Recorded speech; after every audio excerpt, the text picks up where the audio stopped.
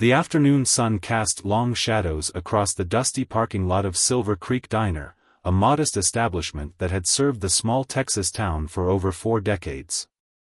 Inside, the familiar aroma of coffee and grilled onions filled the air as the regulars enjoyed their late lunches. Among them sat an elderly man in his mid-70s, dressed in well-worn boots, faded jeans, and a pressed white shirt. His weathered cowboy hat rested on the counter beside him as he quietly enjoyed his black coffee and apple pie. The peaceful atmosphere shattered and the rumble of motorcycle engines grew louder outside. 6 leather-clad bikers strutted through the glass door, their heavy boots echoing against the checkered floor. The diner fell silent as they claimed the largest booth, throwing their weight around with loud voices and crude jokes. The old cowboy remained focused on his coffee, seemingly oblivious to the commotion. The waitress, a kind-hearted woman in her 50s, approached the bikers' table with visible apprehension. As she took their orders, one of the bullier men made an inappropriate comment, causing his companions to burst into raucous laughter. The elderly man at the counter set his coffee cup down with deliberate care. Without turning around, he spoke in a calm, clear voice that carried across the diner, "That's no way to speak to a lady."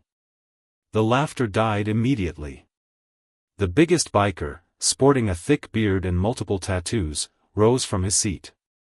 "Mind your own business, old-timer," he growled, taking heavy steps toward the counter. "Unless you want trouble." A strange hush fell over the diner as the old cowboy slowly turned on his stool to face the approaching biker. There was something in his steady gaze that made several patrons shift uncomfortably in their seats. Those who had lived in Silver Creek the longest recognized him now, the man who rarely came to town, who lived alone on a ranch outside the city limits, whose name was whispered with respect in certain circles. "Son," the old cowboy said quietly, "I've spent 50 years handling trouble. Started as a quick-draw exhibition shooter, then 25 years in law enforcement. These days, I just want to enjoy my coffee in peace." His hand rested casually near his hip, where an observant eye might notice the subtle bulge of a concealed carry holster. The biker hesitated, finally registering the old man's practiced stillness, the way his weathered hands showed no trace of tremor, and the unflinching confidence in his eyes. Stories of lightning-fast draws and sharpshooting records from decades past began to surface in his mind, stories he dismissed as tall tales until this moment. The tension in the diner could be cut with a knife as the other bikers rose from their booth, uncertain whether to back up their leader or back down. The old cowboy hadn't moved an inch, but something in his bearing suggested he could handle all 6 of them if necessary. The biker leader's face flushed red with embarrassment, caught between his pride and his instinct for self-preservation. The old cowboy simply watched him, patient as the desert itself, his expression neither threatening nor afraid. Finally, the biker took a step back. "We were just leaving anyway," he muttered, trying to save face. He threw some crumpled bills on their table, and his gang followed him out. The roar of motorcycles faded into the distance as they sped away. The diner gradually returned to its normal atmosphere. The old cowboy turned back to his coffee, which had gone cold. The waitress silently placed a fresh cup in front of him, along with another slice of pie, on the house. He tipped his hat to her in thanks. As the afternoon sun continued its journey across the Texas sky, the patrons of Silver Creek Diner had witnessed something rare, not a shootout from the Wild West, but a reminder that true strength often lies in restraint, and that wisdom earned through decades of experience could still command respect in a changing world. Word of the encounter at Silver Creek Diner spread through the small town like wildfire.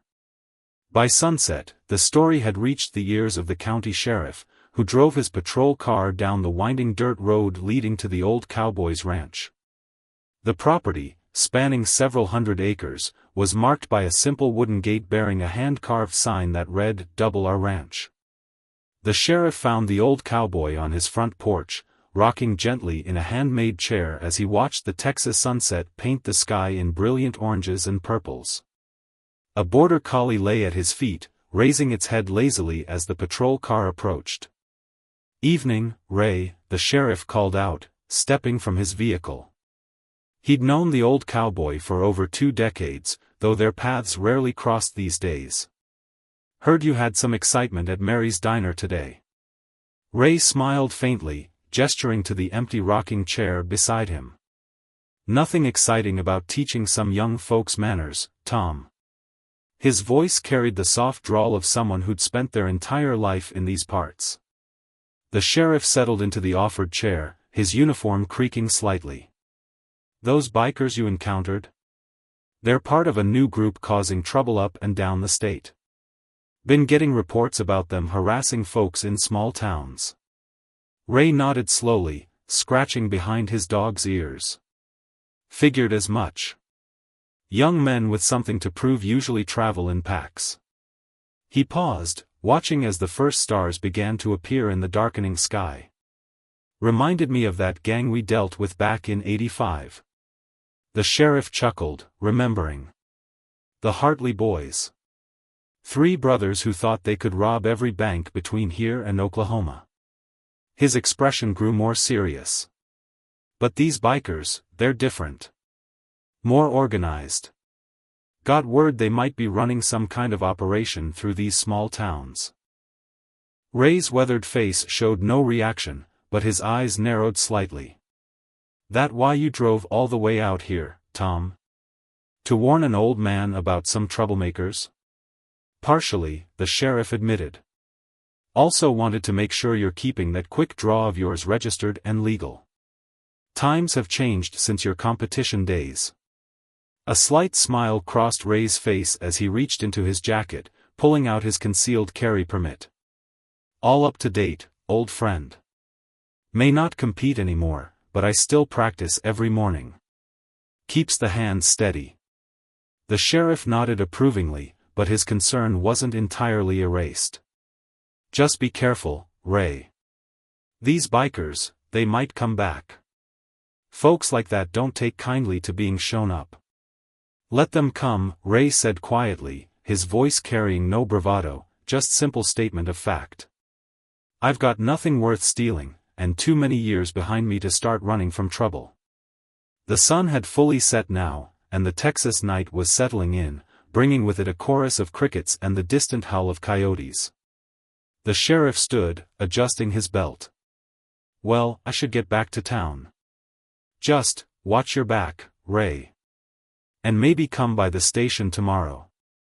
Might need your expertise on something." Ray nodded, remaining in his chair as the sheriff's car disappeared down the dirt road. His dog whined softly, sensing something in the air. "I know, girl," he murmured, patting her head.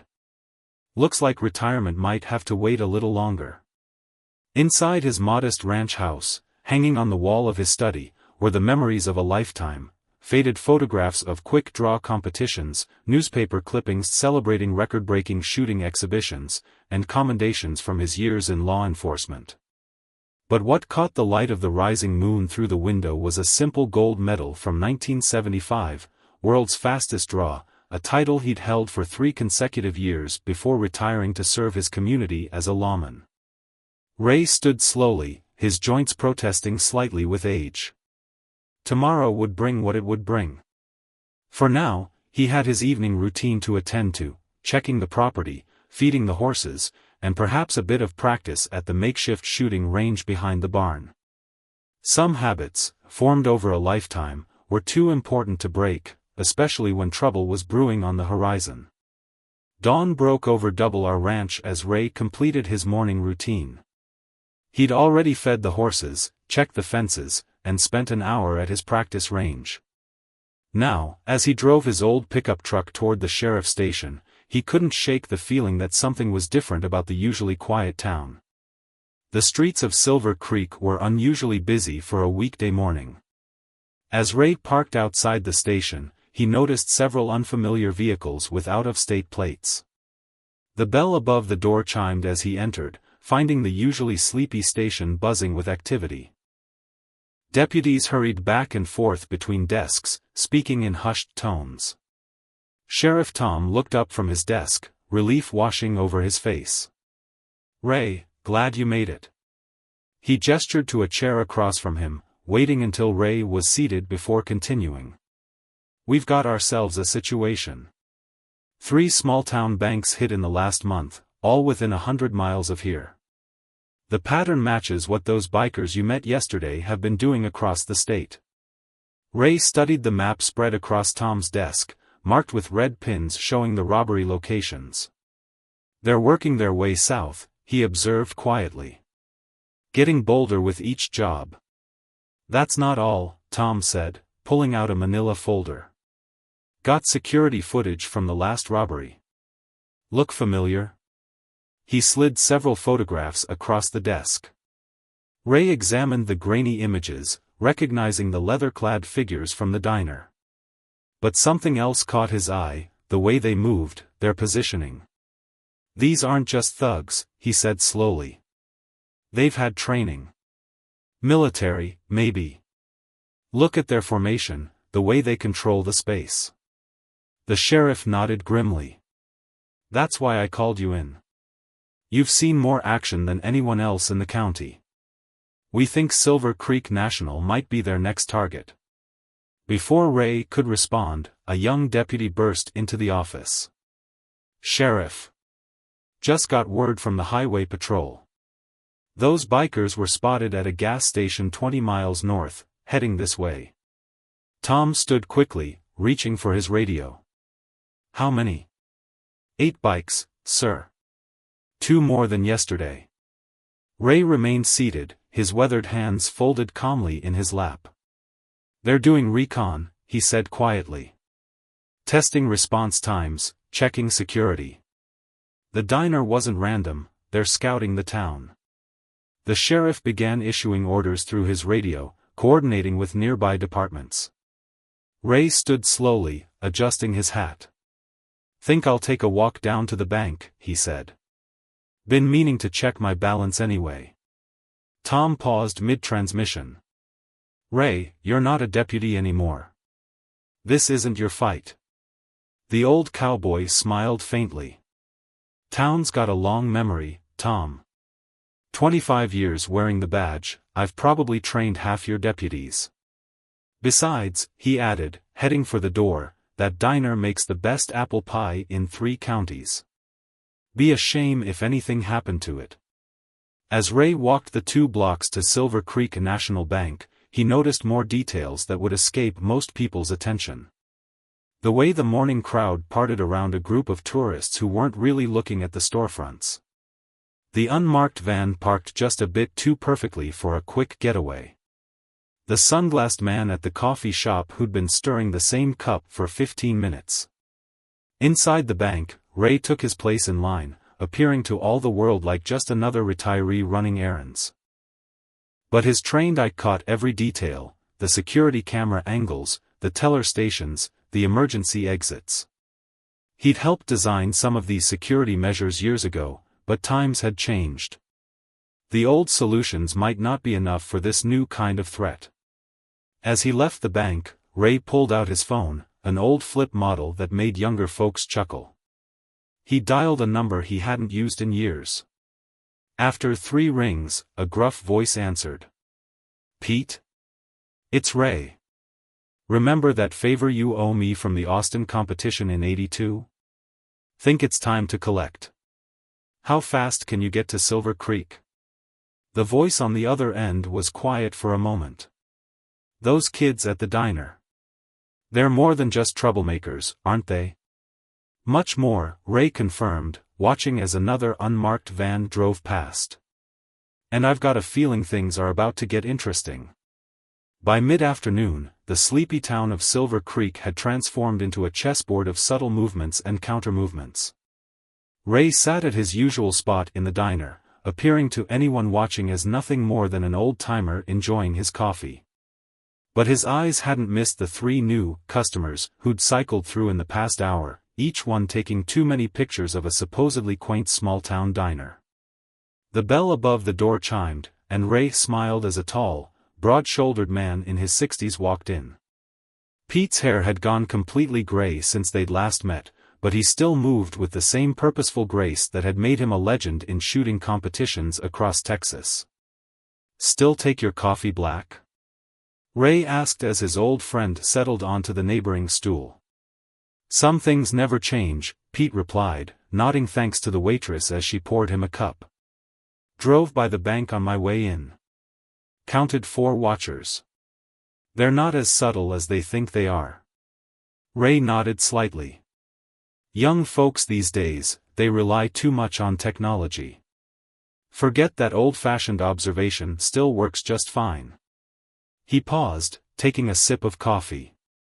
"Sheriff's got extra deputies positioned around town. State troopers on standby too." "Won't be enough," Pete said quietly. "Not for what these boys are planning. Saw the same pattern down in Houston last year. They hit hard, fast, and with military precision. Local law enforcement never stood a chance." The diner's door chimed again. This time, a young deputy walked in, making his way to the counter. "Mr. Ray? Sheriff wants to know if you and your friend could stop by the station. Says he's found something interesting in those security tapes." At the station, Sheriff Tom had transformed his office into an impromptu command center. Maps and photographs covered one wall, while a laptop showed surveillance footage from around town. "Pete," he nodded in greeting. "Been a while." "Too long, Tom. Wish it were under better circumstances." The sheriff pointed to the laptop screen. "Watch this. Footage from the last bank they hit." The video showed the robbery in progress, and Ray leaned in closer, studying the movements of each figure. "There," he said, pointing to one of the masked robbers. "The way he's favoring his right side. Military injury, probably shoulder. And look at their hand signals, those aren't standard biker gang signs." Pete nodded in agreement. "Special forces, maybe? Would explain their efficiency." "That's what we figured," Tom said. "But here's the interesting part." He switched to another video, this one from a traffic camera. This was taken 2 days before that robbery. "See that man in the business suit?" Ray squinted at the screen. "Same injury. Same walk. They're not just doing recon, they're infiltrating days in advance." "Exactly," Tom confirmed. "And guess who checked into the Silver Creek in this morning? Along with 3 other business consultants in town for a convention that doesn't exist." The implications hung heavy in the air. Ray straightened up, his mind already working through scenarios. They'll want to do it during peak hours. More hostages means more chaos, more confusion for their escape. "Friday," Pete said suddenly. "Social Security checks got deposited yesterday. Tomorrow's when most folks will come to cash them. Bank'll be packed." Sheriff Tom ran a hand through his graying hair. "We could evacuate the bank, shut it down." "They'll just wait," Ray said, shaking his head. "And next time, they'll be more careful. We won't see them coming." He paused, looking at the map of the town. "No, if we want to end this, we need to let them think their plan is working." The old cowboy stood, walking to the wall of photographs. "Tom, you've got good deputies, but they're used to dealing with small-town trouble. These men." He tapped one of the surveillance photos, "They're expecting a police response. What they're not expecting is someone who knows their playbook. Someone who's spent decades learning how men like this think." Pete smiled slightly. "Been a while since we worked together, old friend.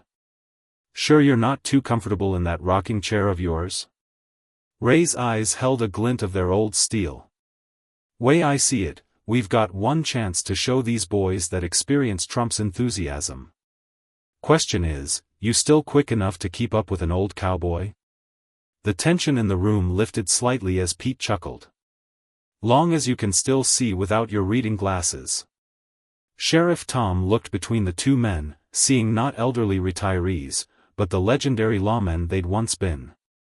"What's the plan?" Ray turned back to the map, his voice taking on the quiet authority that had commanded respect for decades. First, we need to talk to Mary at the diner. Time to remind folks why small towns take care of their own. The evening sun cast long shadows through the windows of Silver Creek Diner as Mary listened intently to Ray's plan. The restaurant had closed early, with only a small group of trusted townspeople gathered around the counter: Mary, Pete, Sheriff Tom, and two of his most experienced deputies. "Won't be obvious," Ray explained, spreading out a hand-drawn map of the town on the counter. "Just regular folks going about their business. Mary, you'll have your usual Friday morning rush. Pete and I will be having our coffee. But everyone needs to know their part." Mary, her reading glasses perched on her nose, studied the map. In 30 years of running the diner, she'd never imagined it would become the command center for an operation like this. "The usual breakfast crowd will be here," she said thoughtfully. "Most of them retired deputies themselves."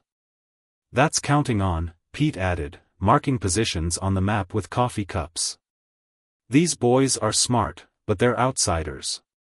They don't understand how small towns work, how everybody knows everybody, how we watch out for each other." Sheriff Tom pointed to various locations. "I'll have plainclothes deputies here, here, and here. State troopers will be staged just outside town, but out of sight. The trick is making sure none of our preparations spook them before they make their move." Ray nodded, his weathered hands tracing paths on the map. "They'll have someone watching the diner. After our little encounter, they'll expect me to be here. What they won't expect is for me to be part of their plan." One of the deputies, a woman who trained under Ray years ago, spoke up. "The bank manager's been briefed?" "Minimal staff tomorrow," Tom confirmed. "Those who need to be there know what to do. Rest of the employees have been given a surprise day off, family emergency at the manager's house, as far as anyone knows." "Won't they notice the reduced staff?" the other deputy asked. Pete smiled slightly. "That's what they're supposed to notice. Makes them think they've gotten lucky. A smart criminal gets nervous when things look too easy, but just easy enough. That's when they convince themselves they're in control." Ray stood up straight, his voice taking on the quiet authority that had guided countless operations over his career. "Everyone needs to act natural. These men are trained observers, they'll notice if the town feels different. Mary, your regulars need to know enough to be careful, but not so much that they act suspicious." Mary nodded, already making mental notes of who to talk to and how much to say. "My customers know how to be discreet. Half the gossip in town stays right here at this counter." "That's what we're counting on," Ray said. "Tomorrow morning needs to feel like any other Friday. Pete and I will be here at our usual time. Sheriff, your men know their positions. Plain clothes, regular cars. Nothing to suggest we're expecting trouble." The group spent the next hour going over every detail, every contingency. As the meeting wound down, Mary began wiping the counter with slow, deliberate movements. "Ray," she said quietly, "what made you so sure they'd hit the bank tomorrow?" The old cowboy smiled faintly. "Because that's what I would have done, back when I was working undercover. Friday morning in a small town, banks busy but not crowded, everyone's focused on their own business, and most folks are thinking about their weekend plans. Perfect time to strike." He paused, looking out at the darkening street. "Only difference is, these boys don't know they're reading from an old playbook." As the small group prepared to leave, Sheriff Tom pulled Ray aside. "You sure about this? There's still time to call in the FBI, let them handle it." Ray shook his head. "By the time the feds got here, those men would be long gone. Sometimes the old ways are still the best ways. Small towns take care of their own."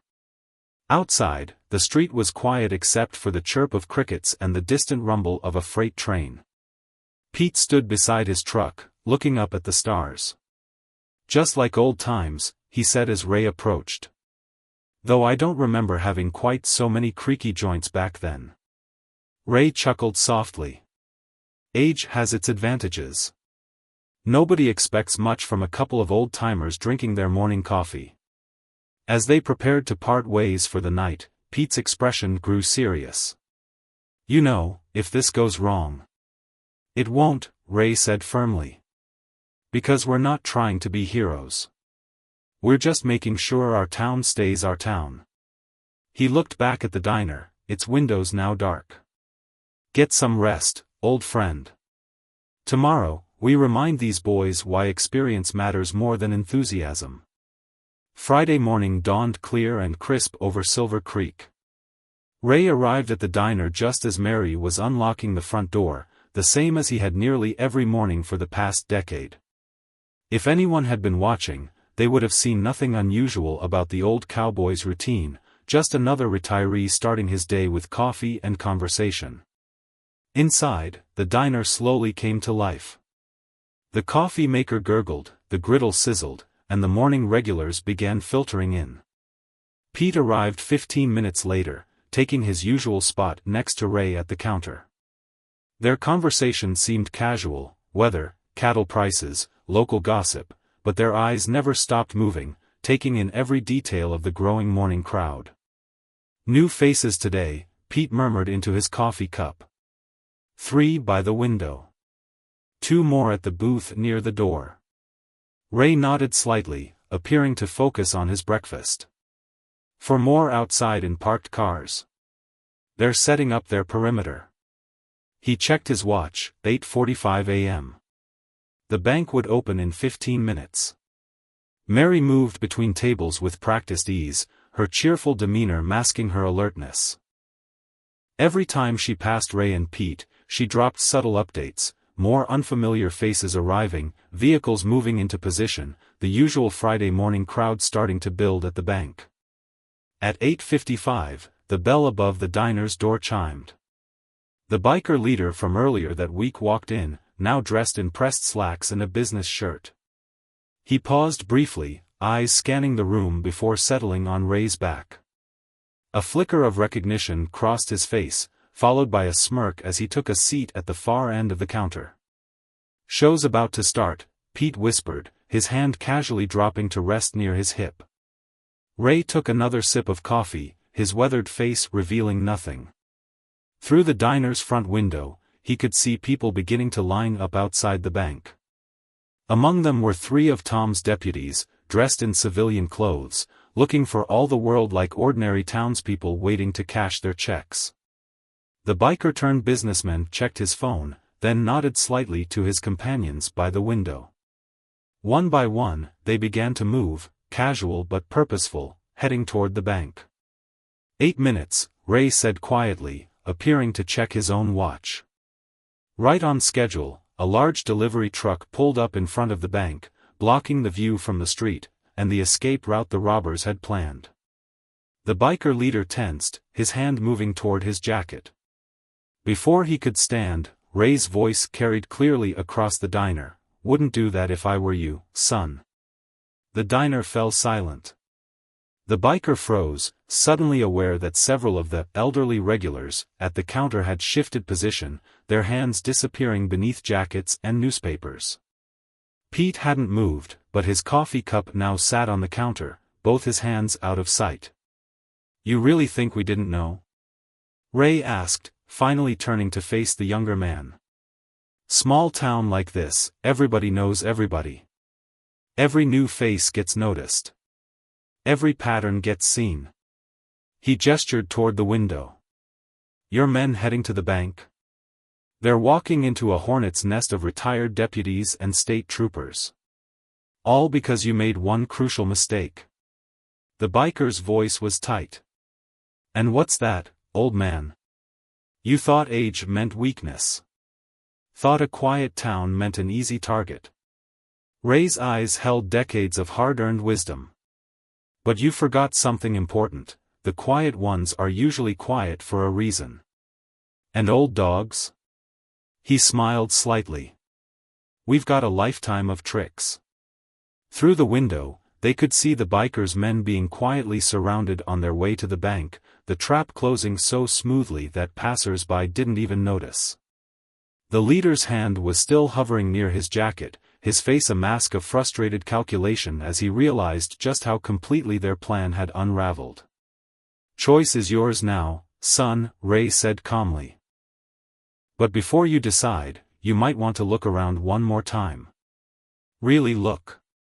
The biker leader slowly turned his head, taking in the diner with new eyes. What he dismissed as a sleepy small-town breakfast crowd now revealed itself for what it truly was. The elderly man reading his newspaper was a retired state trooper, his folded paper concealing a service weapon.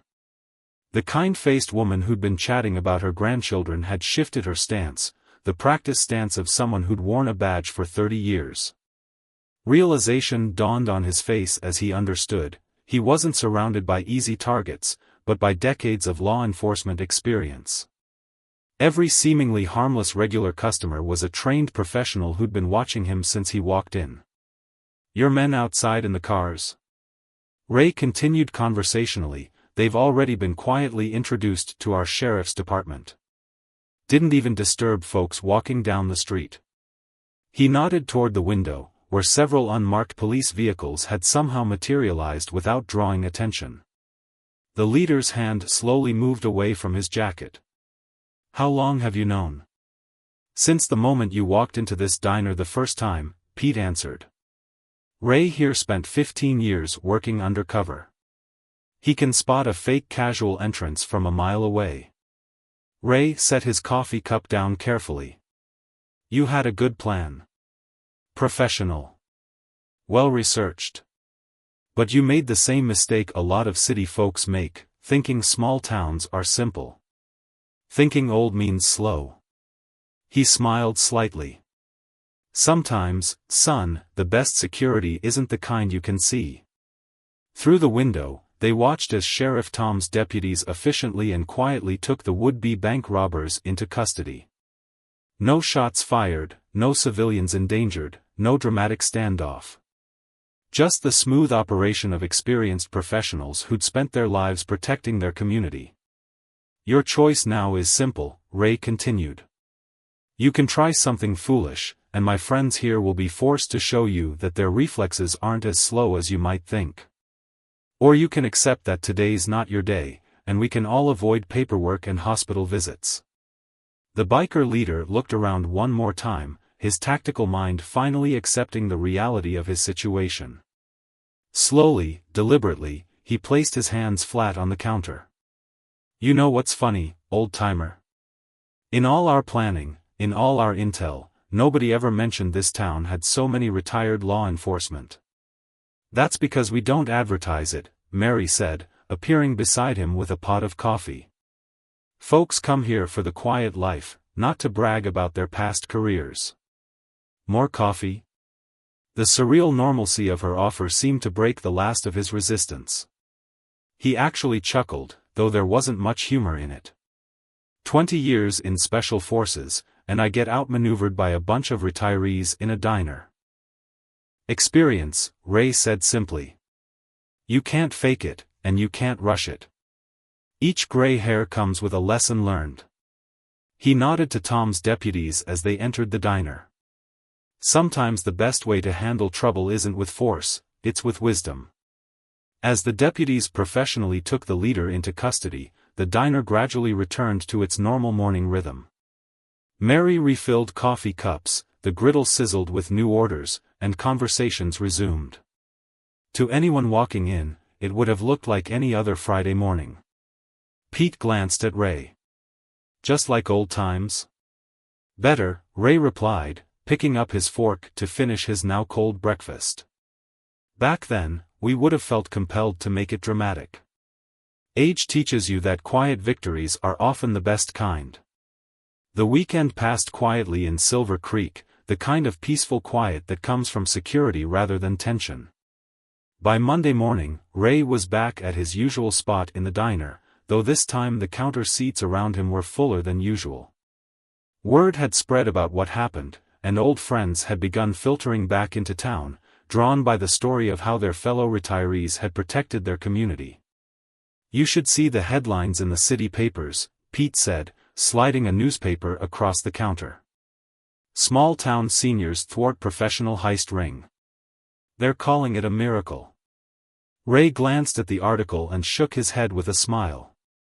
"Nothing miraculous about experience and good planning. Though I suspect our little town might see some changes after this." He was right. Throughout the morning, unfamiliar faces appeared in the diner, reporters trying to piece together the story, curious visitors hoping to catch a glimpse of the now famous old cowboy. But Mary handled them all with her usual grace, protecting her regular customers' privacy while serving up coffee and pie.